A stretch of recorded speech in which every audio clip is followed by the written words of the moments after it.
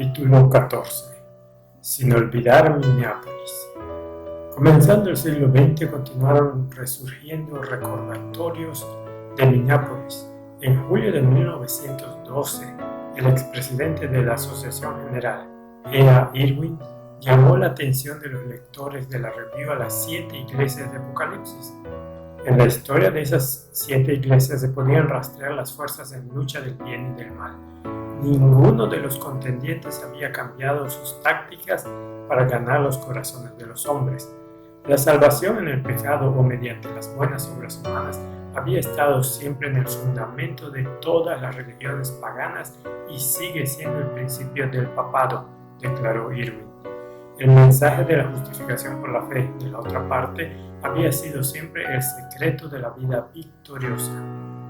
Y esa era la predicación del mensaje de la justificación por la fe, la que había marcado el comienzo del fuerte pregón sobre el que Ellen White había escrito en noviembre de 1892. ¿Cuál había sido la historia de aquel mensaje? Irwin daría una respuesta.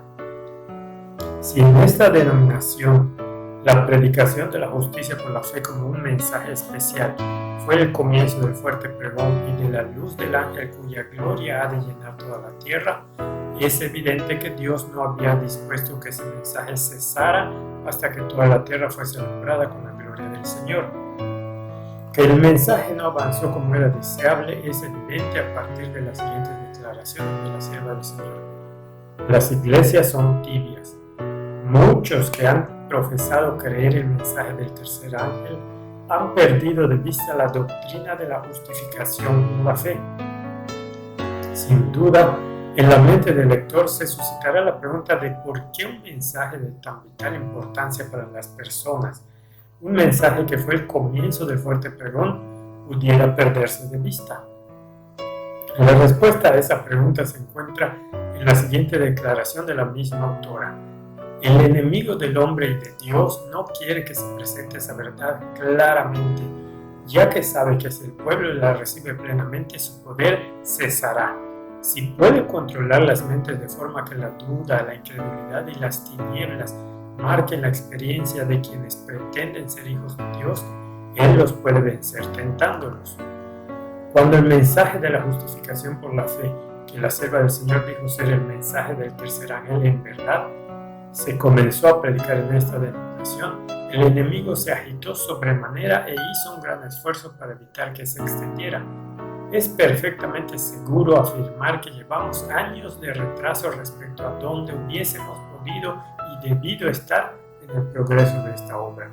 Y cuando leo que solamente aquellos que estén vestidos con la justicia de Cristo permanecerán en aquel día firmes por la verdad y el deber, y que todos aquellos que hayan confiado en su propia justicia se alinearán bajo la bandera del príncipe de las tinieblas, estoy persuadido de que ha llegado plenamente el tiempo para que el mensaje de la justificación por la fe vuelva a ser de nuevo prominente en esta denominación.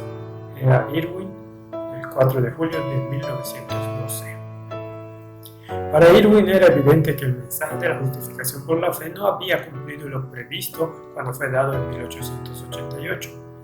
Casi 25 años después el Señor seguía esperando.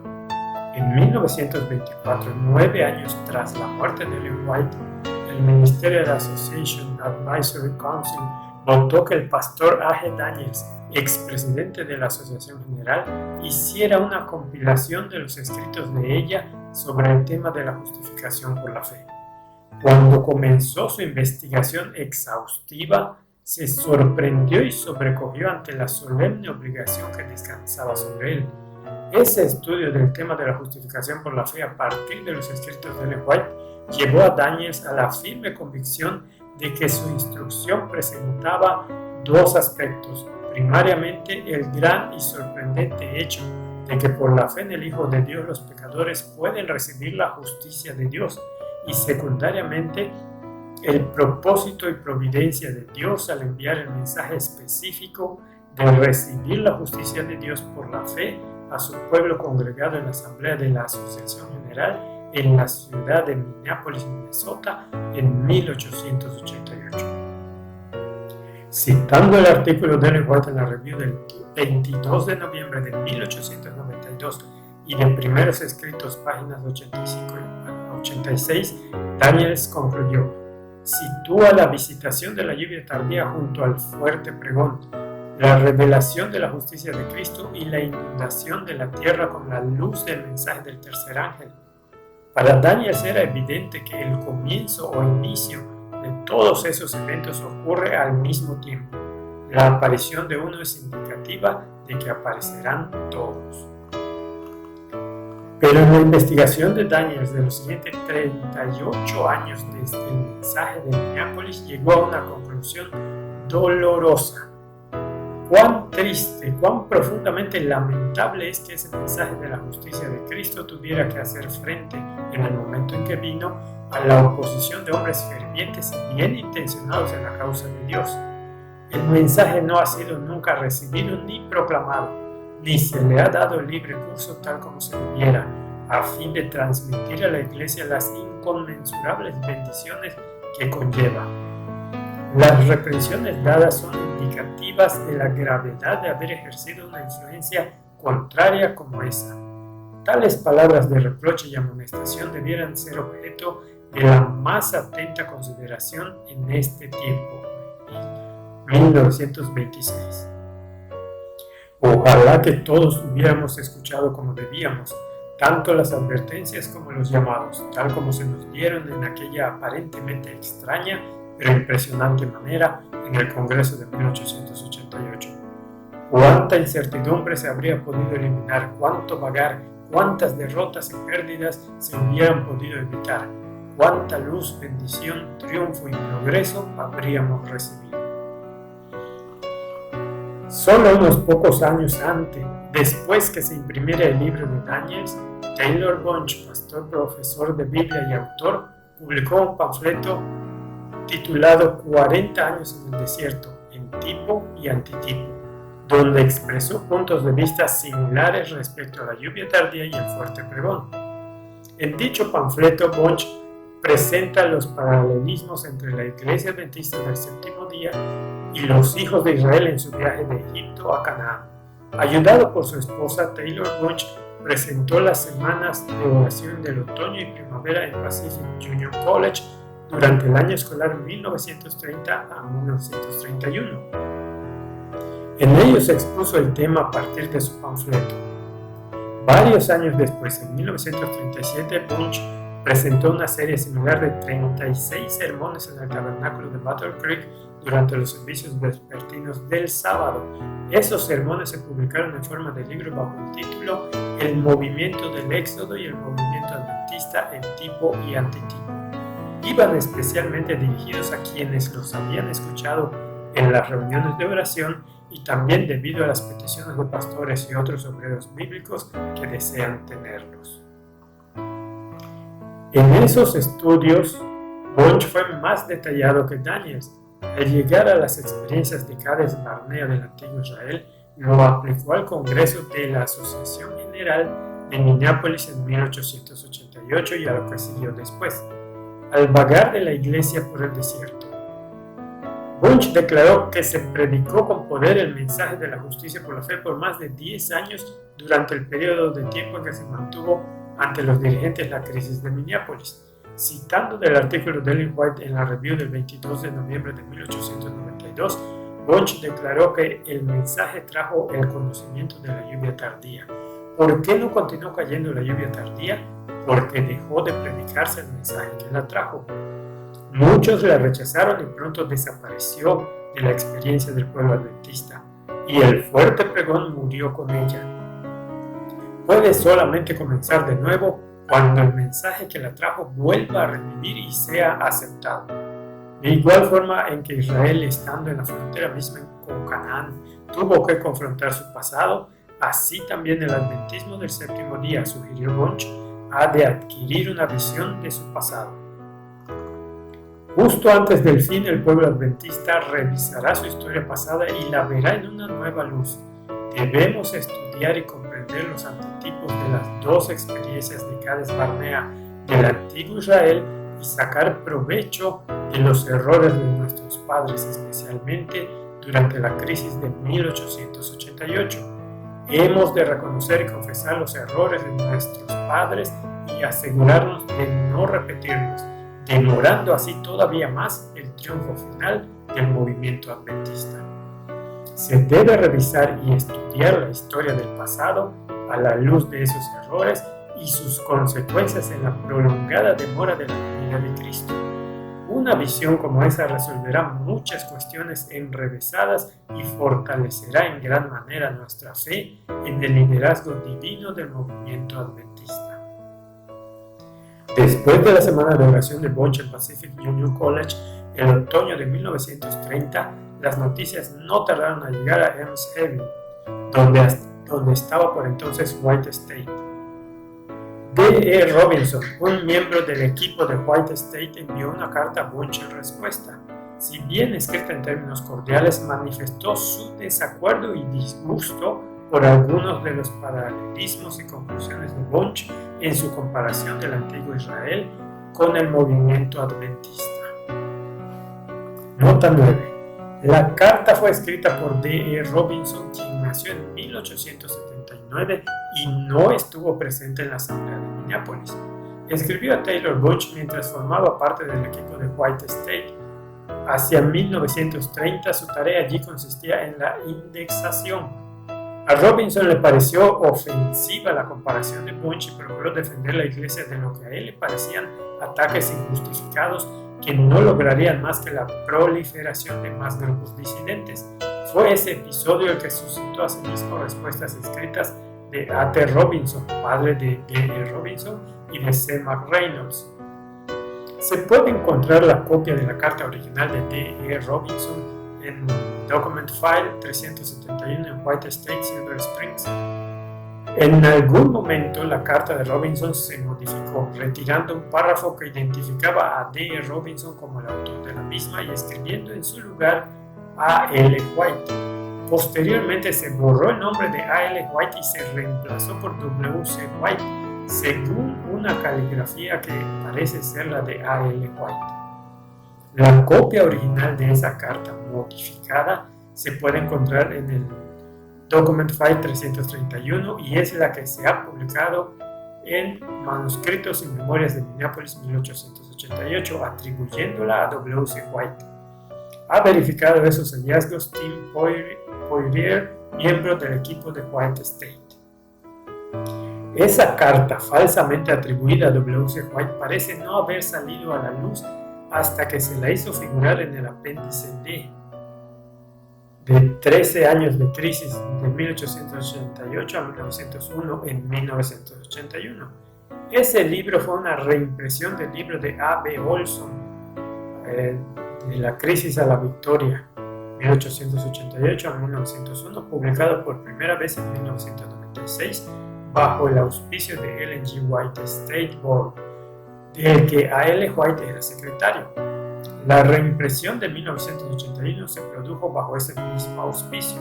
En el apéndice D, Arthur White afirma que W.C. White escribió la carta para abordar las conjeturas infundadas por parte de los labios y la pluma de uno, Taylor Bunch, que en aquel tiempo de la asamblea de Minneapolis tenía 3 años y que presentó una distorsión tal de la historia y un pronóstico de esa índole. Si bien no debemos atribuir ninguna intención maliciosa a D. Robinson ni tampoco a A.L. White, quizá ambos creían estar defendiendo la iglesia de lo que consideraban falsas acusaciones, hemos de reconocer que solo el padre de mentira es capaz de tejer esa tela de araña en la que se ha convertido hoy el tema, distorsionando lo que sucedió realmente en 1888 y los años siguientes. Eso marcó para el adventismo el comienzo de una era caracterizada por el negacionismo hacia las acusaciones del rechazo en 1888 y en los años que siguieron, y ocasionó una demora en el retorno de Cristo. Se puede ver a A.T. Robinson, N.F. Peace, la Conferencia General de los Adventistas del Séptimo Día, todos estos materiales: A.W. Spalding, Leroy Fromm, Bert Haloviak, George Knight, etc. Roy Adams, todos estos documentos. Escritas para nuestra admonición.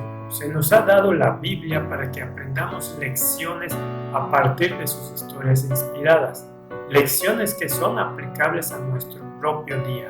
En Levítico capítulo 26, Moisés registró para los hijos de Israel las promesas de bendiciones o de maldiciones según siguieran o se desviaran de Dios y sus consejos.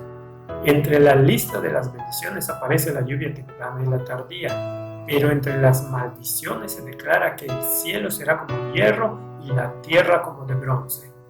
En el caso de que cayeran sobre la nación las maldiciones, en ese mismo capítulo están enumerados los remedios inspirados. Y los que queden de vosotros decaerán en las tierras de vuestros enemigos por su iniquidad, y por la iniquidad de sus padres decaerán con ellos. Y confesarán su iniquidad y la iniquidad de sus padres por su prevaricación con que prevaricaron contra mí, y también porque anduvieron conmigo en oposición. Yo también habré andado en contra de ellos y los habré hecho entrar en la tierra de sus enemigos, y entonces se humillará su corazón incircunciso y reconocerán su pecado. Entonces yo me acordaré de mi pacto con Jacob, y asimismo de mi pacto con Isaac, y también de mi pacto con Abraham me acordaré, y haré memoria de la tierra. Capítulo 26, versículos 39 al 42. Así, a fin de ser restaurado a su tierra, Israel tendría que confesar y reconocer sus propios pecados, tanto como los pecados de sus padres que ellos habían perpetuado, reconociendo que todo eso combinado había traído sobre ellos su castigo y cautividad en una tierra extraña. El libro de Deuteronomio reitera esos mismos conceptos que le fueron repetidos a Israel antes de cruzar el Jordán y poseer la tierra prometida. Salomón repitió asimismo esas verdades bíblicas con ocasión de la coronación en el templo durante su reinado. No más de un siglo después que Salomón muriera, encontramos a Elías llamando al pueblo a que abandone la adoración a Baal, que había sido finalmente la causa de que en la tierra no hubiera rocío ni lluvia, tal como había anunciado Moisés. En respuesta a las acusaciones del rey de que era Elías el causante de los problemas en Israel, el profeta respondió que el culpable era tú y la casa de tu padre. Primera de Reyes 18:18. Vemos al rey Ezequías en procura de reavivamiento y reforma para Judá, según las advertencias de Levítico y Deuteronomio. Les dijo Ezequías: oídme, levitas, santificaos ahora y santificad la casa de Jehová, el Dios de vuestros padres. Sacad del santuario la impureza, porque nuestros padres se han rebelado y han hecho lo malo ante los ojos de Jehová nuestro Dios, porque le dejaron, apartaron sus rostros del tabernáculo de Jehová y le volvieron las espaldas. Por eso nuestros padres han caído a espada, y nuestros hijos, nuestras hijas y nuestras mujeres fueron llevados cautivos. Es interesante observar que Ellen White afirma que los líderes del tiempo de Ezequías estaban procurando pedir perdón por los pecados de la nación. En el libro Profetas y Reyes, página 333. Tras haber leído del libro de Deuteronomio, el rey Josías reconoció que Judá estaba en grave peligro, por cuanto nuestros padres no han guardado la palabra de Jehová, haciendo conforme a todo lo que está escrito en este libro. Segunda de Crónicas 34, 1 al 30.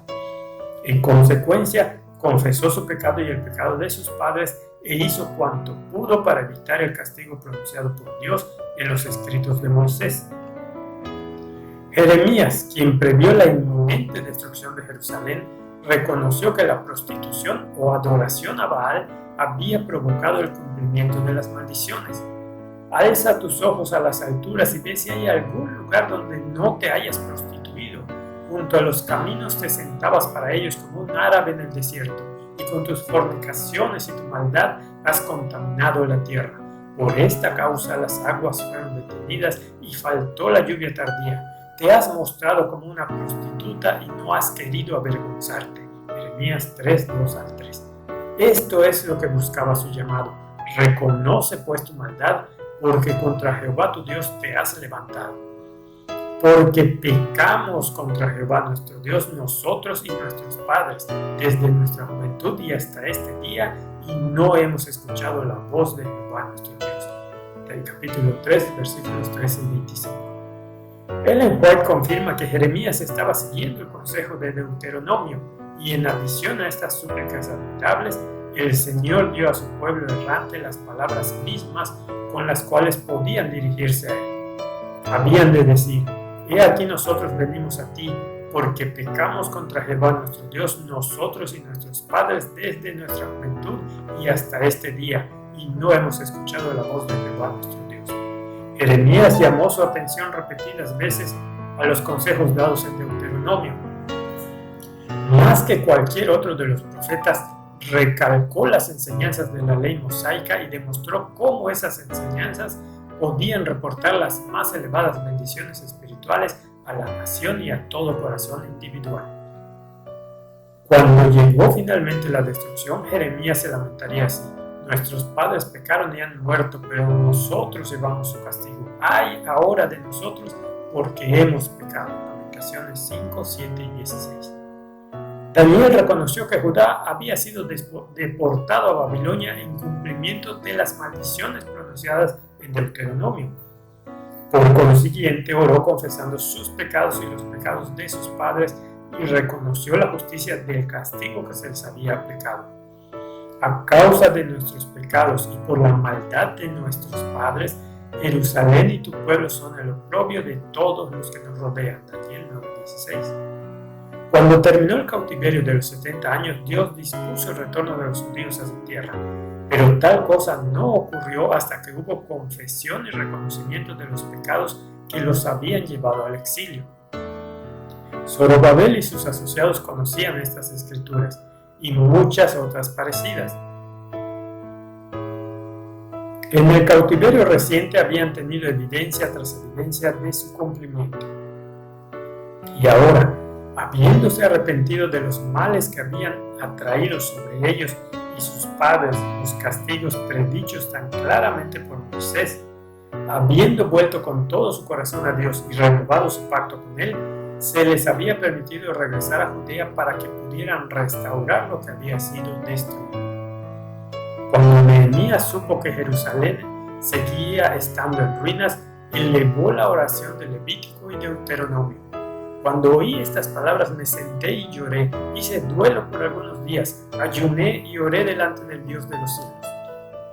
Y le dije: te ruego, Jehová Dios de los cielos, fuerte, grande y temible, que guardas el pacto y tienes misericordia de los que te aman y observan tus mandamientos. Esté ahora atento tu oído y abiertos tus ojos para oír la oración de tu siervo que hago ahora delante de ti, día y noche, por los hijos de Israel tus siervos. Confieso los pecados que los hijos de Israel hemos cometido contra ti. Sí, yo y la casa de mi padre hemos pecado. En extremo nos hemos corrompido contra ti y no hemos guardado los mandamientos, estatutos y preceptos que diste a Moisés tu siervo. Acuérdate ahora de la palabra que diste a Moisés tu siervo, diciendo: si vosotros pecáis, yo os dispersaré por los pueblos. Nehemías 1, 4 al 8. Ellen White confirma que Nehemías fue fiel y confesó sus pecados y los pecados de su pueblo. Véase Deuteronomio 4, 29 al 31. Esta promesa había sido dada a los hijos de Israel por intermedio de Moisés antes que entrasen en Canaán y había subsistido sin cambio a través de los siglos. El pueblo de Dios había tornado ahora a Él con arrepentimiento y fe, y esta promesa no fallaría. Nehemías dirigía llamados similares al arrepentimiento, tal como aparecen en el capítulo 9 del libro que lleva su nombre. También Ellen White confirma una vez más lo implicado en aquellos eventos. Día tras día, al escuchar las palabras de la ley, el pueblo se había convencido de sus transgresiones y de los pecados que había cometido la nación en generaciones anteriores. Vieron que por el hecho de que se habían apartado de Dios, Él les había retirado su cuidado protector y los hijos de Abraham habían sido dispersados en tierras extrañas, y resolvieron procurar su misericordia y comprometerse a andar en sus mandamientos. Cuando el pueblo se postró delante de Jehová, confesando sus pecados y pidiendo perdón, sus dirigentes le alentaron a creer que Dios, según su promesa, oía sus oraciones. No solo debían lamentarse y llorar arrepentidos, sino también creer que Dios los perdonaba. Debían demostrar su fe, recordando sus misericordias y alabándole por su bondad.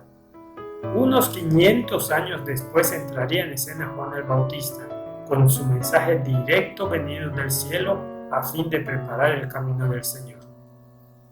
Arrepentíos porque el reino de los cielos se ha acercado. Mateo 3:2. Con el espíritu y poder de Elías denunciaba la corrupción nacional y reprendía los pecados imperantes. También proclamaba la venida del Mesías e invitaba al pueblo a arrepentirse. Pero aunque muchos escucharon su llamado al arrepentimiento y en sus corazones quedó preparado el camino para aceptar al Mesías, Israel como nación escogería a Barrabás en lugar de al Mesías. Nota 16. Es interesante observar que mientras Zacarías, el padre de Juan el Bautista, estaba cumpliendo su turno semanal en el servicio del templo en Jerusalén, en el tiempo en que se anunció el nacimiento, era deber del sacerdote oficiante orar por el perdón de los pecados públicos y nacionales y por la venida del Mesías. Es igualmente interesante el hecho de que Zacarías era descendiente de Abías, el sacerdote, quien había participado en los servicios bajo el mandato de Nehemías, cuando los habitantes de Jerusalén se congregaron para arrepentirse por sus pecados y por los pecados de sus padres. Lucas 1:5, Nehemías 10:1 y 26 y 12:4. Tras la crucifixión de su propio Mesías, los discípulos dedicaron 10 días al ayuno y la oración, arrepintiéndose de sus pecados y de los pecados de su nación que había traicionado a Jesús. Solamente después de haber atravesado ese proceso, tal como el cielo había dispuesto, estuvieron preparados para el derramamiento pentecostal del Espíritu Santo. Su predicación la misma mañana en la que llamaban al arrepentimiento por los pecados de la nación, trajo 3,000 almas a la fe cristiana. Hechos 1 y 2.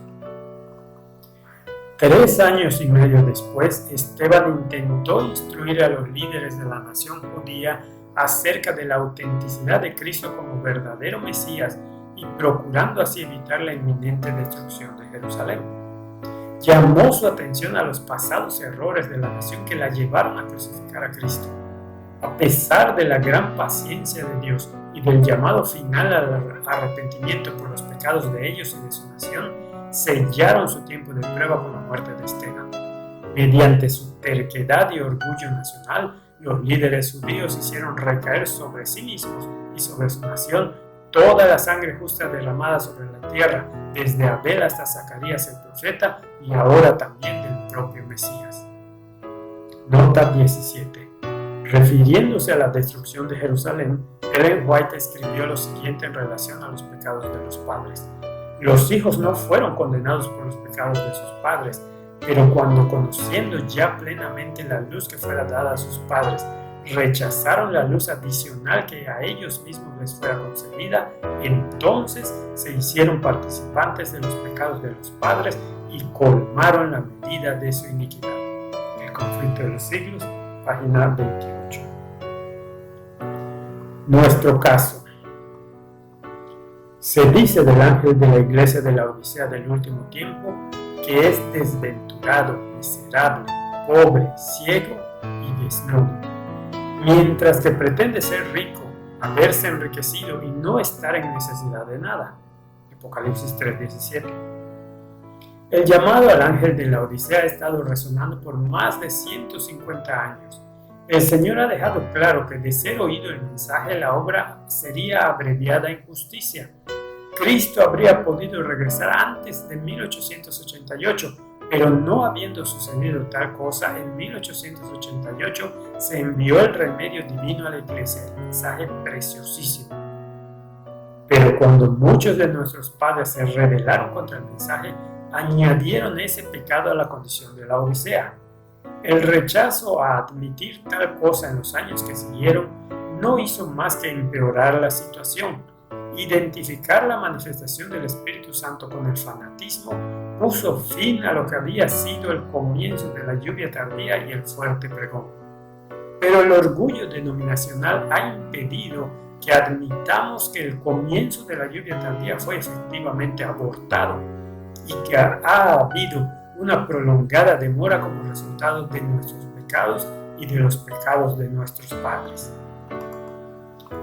La respuesta al llamado al arrepentimiento que hizo Taylor Bunch fue por parte de algunos en los puestos de dirección de defensa. Y esa defensa ha venido creciendo continuamente hasta nuestros días. Cuando 20 años después los pastores Donald Short y Robert Whelan declararon que era necesario reexaminar 1888 y señalaron el llamado al arrepentimiento que hace el testigo fiel y verdadero, la respuesta oficial se volvió más maliciosa. Han transcurrido 77 años desde que Taylor Bunch presentara su serie de sermones en Battle Creek. Recientemente hemos celebrado 150 años de la existencia de la Iglesia Adventista del Séptimo Día.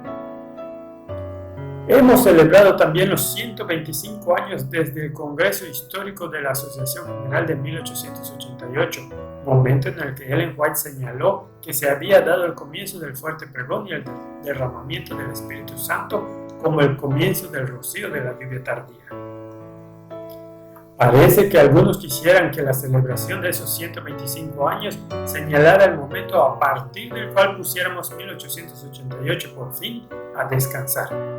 Otros, dudando seriamente de que hechos como esos debieran ser objeto de celebración, se están preguntando: ¿dónde está la lluvia tardía? ¿Qué ha causado la prolongada demora?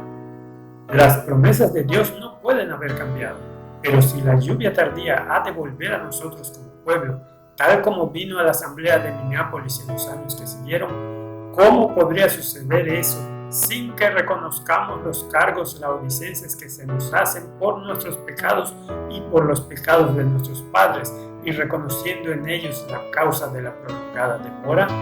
¿Cómo vamos a responder si no hemos aprendido las lecciones del pasado o si hemos tergiversado nuestra historia a fin de encontrar un acomodo a la tibieza de nuestras pretensiones denominacionales?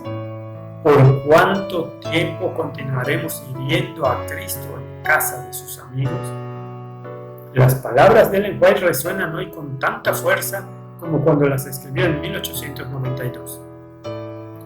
No tenemos nada que temer por el futuro, excepto que olvidemos la forma en que el Señor nos ha conducido y sus enseñanzas en nuestra historia pasada. Es la oración de este autor que el libro que tiene entre sus manos nos ayude a comprender mejor nuestra historia.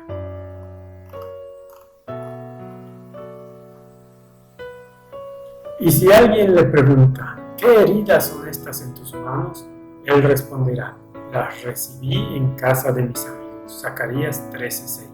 Sí, hace muchos años Jesús vino a esta tierra, a casa de sus amigos, y fue herido mortalmente. Pero esa no sería la última vez que sus profesos amigos lo herirían. Este libro trata de un tiempo mucho más reciente en el que Jesús se acercó de nuevo a nosotros, trayendo con él un don valioso para su iglesia: la medida plena del Espíritu Santo en el poder de la lluvia tardía. Pero si bien unos pocos lo aceptaron gozosos, muchos otros eligieron herir al dador y rechazar el don. Se malogró el derramamiento de la lluvia tardía y hoy sigue pendiente de reanudarse. Esa historia es nuestra oportunidad para aprender del pasado, evitando así que lo repitamos. Es otra oportunidad de dar plena bienvenida al dador y recibir su don con gratitud ilimitada. Sobre el autor, Ron Duffield es adventista del séptimo día de quinta generación. Su tatarabuelo asistió al Congreso de la Asociación General de 1888 en Minneapolis. Su abuelo fue pastor adventista y trabajó en la Fundación Braille en Lincoln, Nebraska. Su padre fue impresor para Pacific Press y otras prensas adventistas. La educación de Ron incluye formación en la Academia Loren Wood, estudios de terapia respiratoria en Walla Walla y una licenciatura en salud pública en Weimar College. Ron y su esposa y sus 3 hijas viven desde 2004 en Walla Walla, Washington. Ha trabajado como fisioterapeuta respiratorio en el Hospital General de Walla Walla. Sus libros incluyen El retorno de la lluvia tardía, volumen 1 del 2010, el presente volumen, Herido en casa de sus amigos, y el próximo a publicarse, El retorno de la lluvia tardía, volumen 2.